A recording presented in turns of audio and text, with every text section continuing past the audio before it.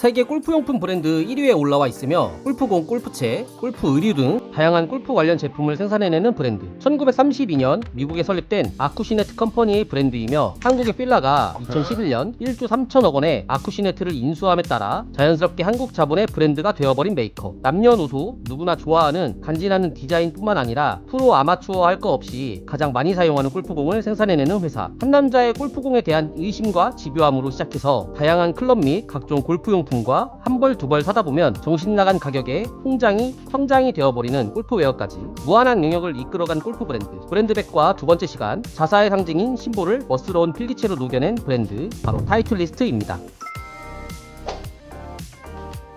우선 타이틀리스트라는 브랜드를 살펴보기에 앞서 아쿠시네트를 알아봐야 하는데요. 아쿠시네트는 MIT를 졸업한 필 영이 1910년에 세운 회사로 미국의 아쿠시네트라는 지명을 가진 곳에서부터 시작되었습니다. 정확한 회사명은 아쿠시네트 프로세스 컴퍼니이며 이 회사는 처음부터 골프용품을 만들었던 회사가 아니라 고무 가공용품을 주 목적으로 생산한 회사였는데요. 그럼 골프와 전혀 관련성이 없던 회사가 어떻게 골프공을 만들게 되었는지 한번 살펴보도록 하겠습니다.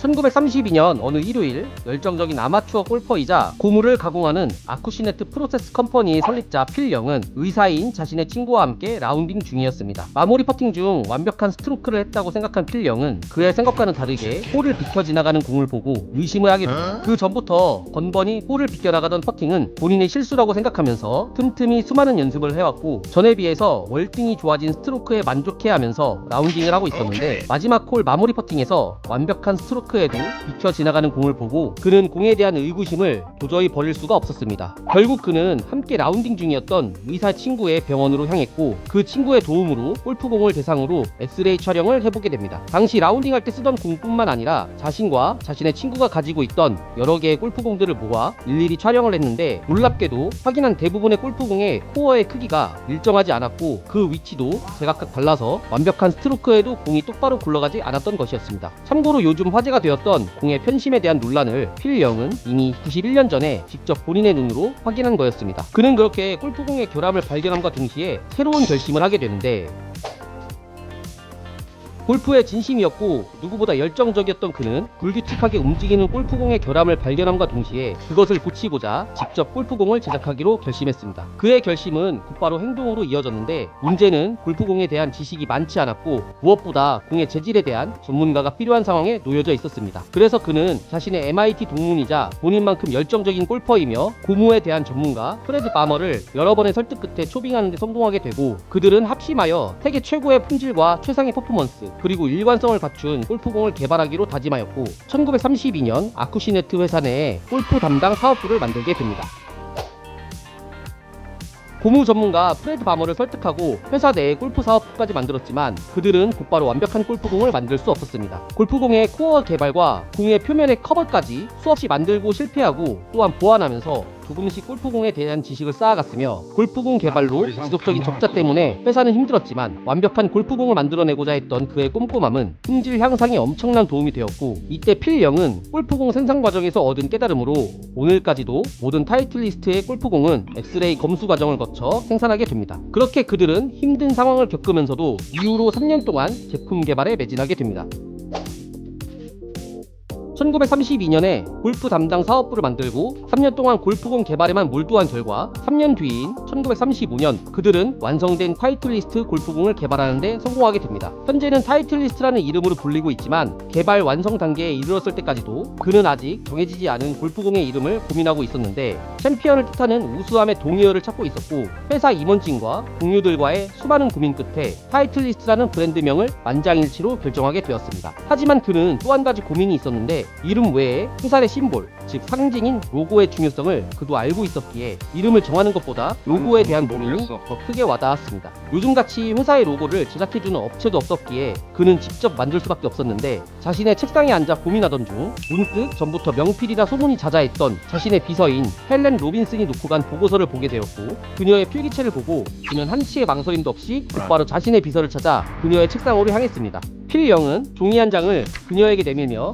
타이틀리스트를 필기체로 적어달라는 요청을 하였고 그녀는 받아 적게 되는데 그날 그녀가 종이에 써내린 타이틀리스트라는 글씨는 현재까지 수십 년간 골퍼들에게 가장 많이 사랑받는 메이커인 타이틀리스트라는 로고가 탄생하게 되는 계기가 되었습니다. 또한 타이틀리스트는 그녀의 고마움을 잊지 않고 이후에 헬렌 로빈슨이 세상을 떠났을 때에도 그녀를 기리기 위해 아쿠시네트 본사가 위치한 미국 매사추세츠주의 메타포이셋 레저베이션 골프장 1번홀 티잉 그라운드에 그녀의 명판을 제작해 올려놓기도 했습니다.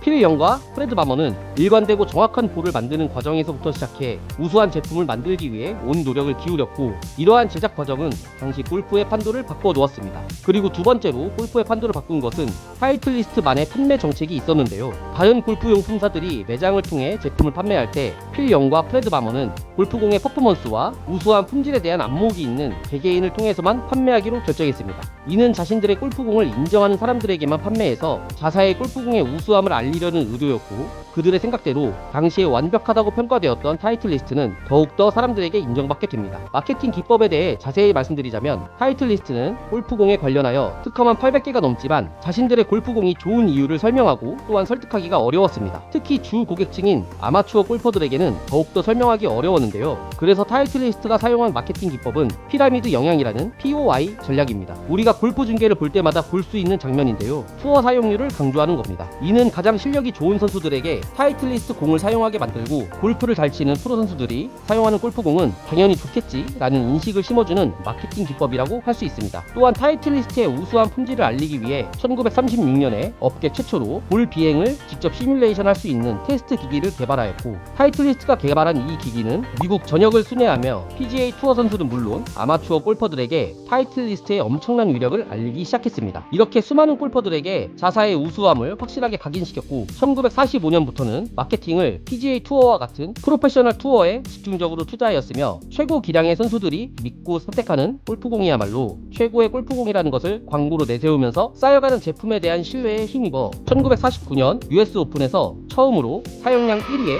넘버원 골프볼 자리에 오르며 골프 역사에 획기적인 발자취를 남기게 됩니다.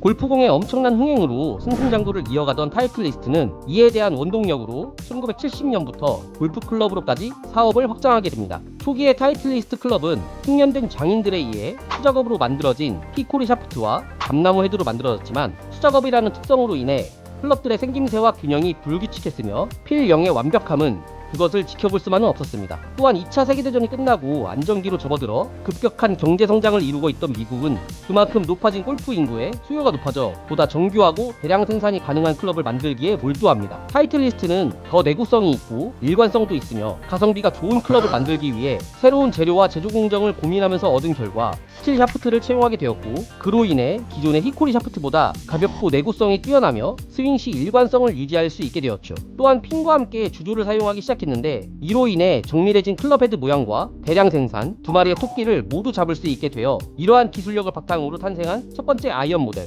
파이널리스트를 출시하게 됩니다.